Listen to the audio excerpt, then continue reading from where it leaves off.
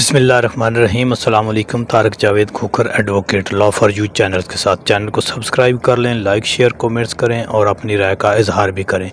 تو ابھی بات کر لیتے ہیں کہ یہ تازہ ترین جو عدالتی ڈیولپمنٹ ہیں اس کے حوالے سے جیل ٹرائل، پوری عدالتی نظام جو ہے، آپ یہ کہہ رہے ہیں کہ پورا سسٹم جو ہے وہ جیل میں ایک قیدی کے سامنے، قیدی نمبر 804 کے سامنے جیسے کہ روزانہ کی بنیاد پر پیش ہوتا ہے۔ اس میں آج ایک تو سائفر کیس کے اندر جو ہے وہ ابو الحسنات جج صاحب جو ہیں وہ سماعت کر رہے ہیں، اور دوسرا جج بشیر صاحب سماعت کر رہے ہیں توشہ خانہ کیس میں اور نکاح کیس میں۔ تو 190 ملین کیس جو ہے اس کی بھی سماعت ہے منگل کو۔ تو آج ابھی تھوڑا سا ان کا اوور ویو کر لیتے ہیں اور پھر دیکھتے ہیں کہ آج جو کارروائی کے دوران کون سا ایسا وقوع ہوا اور کیا تلخی ہوئی، کیا گرما گرمی ہوئی، اور فائل جو پھینکنے کا معاملہ ہے وہ کیا ہے۔ تو اس کو ذرا دیکھ لیتے ہیں، آخر میں فائل کا معاملہ ڈسکس کریں گے۔ پہلے ذرا کیس کے اوپر بات کر لیتے ہیں کہ جج ابو الحسنات صاحب، یعنی یہ جو اسپیشل کورٹس ہیں، یہ دیکھیں اپنا سارے کام جو روزانہ کی بنیاد کے اوپر ان کے اپنے روزمرہ کے معاملات میں 60 سے 70 کیسز لگے ہوتے ہیں، وہ یہ سب چھوڑ کر روزانہ کی بنیاد پر جیل جاتے ہیں، اور ساری یہ جو اسپیشل کورٹس ہیں یہ جیل میں ایک ٹرائل جو ہے اس کو کرنے کے پیچھے لگے ہوئے ہیں۔ اور یہ ایک چڑیا جو ہے جیسے وہ نظم سیٹھی کی چڑیا، یعنی جس کو سرکاری چڑیا آپ کہہ لیں، وہ اس نے جو خبر دی ہے اس کے مطابق یہ ہے کہ ایک اور کسی کیس میں یہ 8 فروری سے پہلے ہر حال میں سزا دینے کے چکر میں ہے، اور یہ عمران خان کو ایک اور کیس میں سزا دینا چاہتے ہیں۔ ہو سکتا ہے کیونکہ اس کے پاس اندر کی خبریں ہوتی ہیں، یہ کسی حد تک درست بھی ہو، جس طرح تیزی کے ساتھ اس کو 4 کی بجائے 6 پہیے لگے ہوئے ہیں ان کیسز کو، تو ہو سکتا ہے کہ یہ کوئی ایسی بیہائنڈ کوئی جو ہے نا کوئی ایسی چیز چل رہی ہو۔ تو جج ابو الحسنات صاحب سائفر کیس کے جو جج ہیں، وہاں آج کوئی آدھی درجن کے لگ بھگ گواہان پر جرا ہونی ہے، اور کچھ گواہان یہ جو سرکاری گواہان ہیں جو کوئی سارے، یعنی یہ دیکھیں کہ سرکاری جو کوئی محکمہ خارجہ کا، کوئی داخلہ کا، یہ سارے ملازم ہیں، یہ وہاں پہنچے ہوتے ہیں اور اپنے کام اور دفاتر اور سارے کام انہوں نے چھوڑے ہوئے ہیں، پورا نظام وہاں پر پہنچا ہوا ہے۔ یہ روز پہنچتے ہیں لیکن جرا نہیں ہو پا رہی، تو آج اس کے اوپر جرا ہونی تھی، تو وہاں عدالت کے اندر گرما گرمی بھی ہوئی ہے۔ جج صاحب جو ہیں ان کے اوپر برہم ہوئے ہیں عمران خان صاحب اور جو ہے شاہ محمود قریشی صاحب، اور شاہ محمود قریشی صاحب نے جو فائل ہے وہ اٹھا کر جو ہے وہ دیوار کے ساتھ مار دی ہے۔ تو یہ ایک تلخی بھی ہوئی ہے وہاں پہ۔ دیکھتے ہیں کہ ابھی اس میں کتنے گواہان پر آپ جو جرا ہوتی ہے اور کیا اس میں پروسیڈنگز آگے چلتی ہیں۔ دوسری طرف جو جج بشیر صاحب ہیں، بیمار ہوئے تھے، 2 مہینے کی چھٹی لکھی تھی، لیکن جس طرح وہ ایک راتوں رات بیمار ہوئے تھے، اللہ تعالیٰ ان کو صحت دے، اسی طرح وہ راتوں رات صحت مند بھی ہو گئے ہیں، اور اب انہوں نے سماعت جاری رکھی ہوئی ہے۔ اب وہ بظاہر بالکل صحت مند ہیں،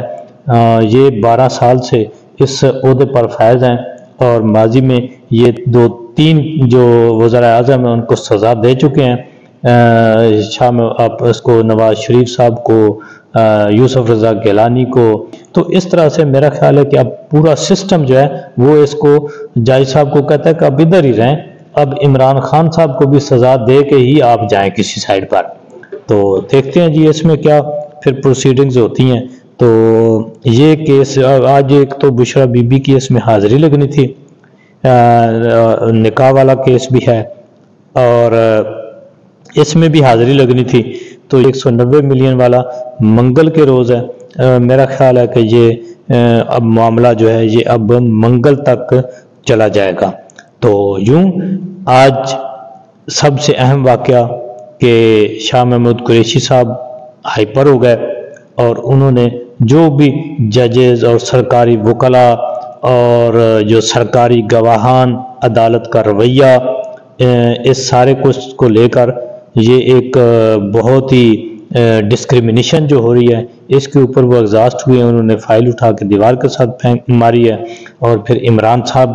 خان صاحب بھی برہم ہوئے ہیں، اور سارا جو یہ ایک مینج سرکاری نظام ہے اس پر، کیونکہ یہ انصاف کے تقاضے تو پورے نہیں ہو رہے، یہ وکٹمائزیشن ہو رہی ہے،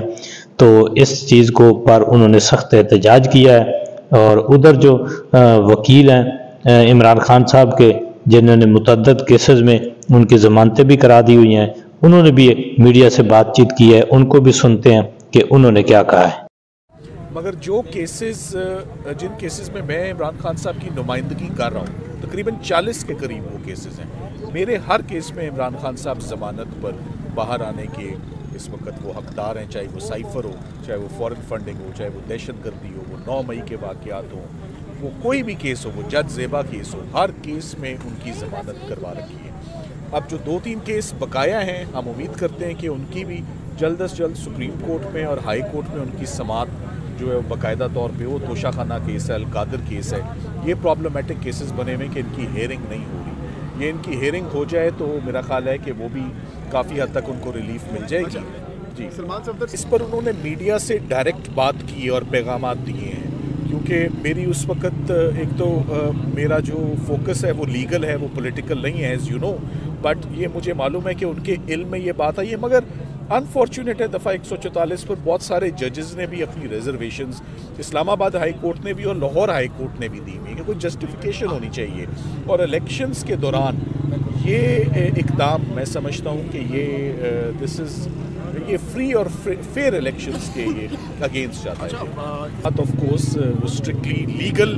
وہ باتیں ہیں، ایک وہ اسٹریٹجیز جو ہوتی ہیں کرمنل کیسز کی، کیونکہ مقدمہ کوئی ایک تو نہیں ہے، مقدمے تو یہاں 30 40 50 ان گنت مقدمات ہیں جن کا کوئی کاؤنٹ ہی نہیں ہے، تو وہ ایک انٹرنل جو بات ہوتی ہے کہ تمام کیسز کو آپ نے اسٹریٹجائز کرنا ہوتا ہے، اور اس میں ہماری سربراہی آف کورس حامد خان صاحب، علی ظفر صاحب یہ کرتے ہیں۔ لطیف کھوسہ صاحب کیوں چینج کیا گیا، کیوں علی ظفر صاحب نے ان کو ریپلیس کیا، کیا وجہ تھی؟ دیکھیں لطیف کھوسہ صاحب to the best of my knowledge elections contest کر رہے ہیں، اور اس اگلے چند دن کسی بھی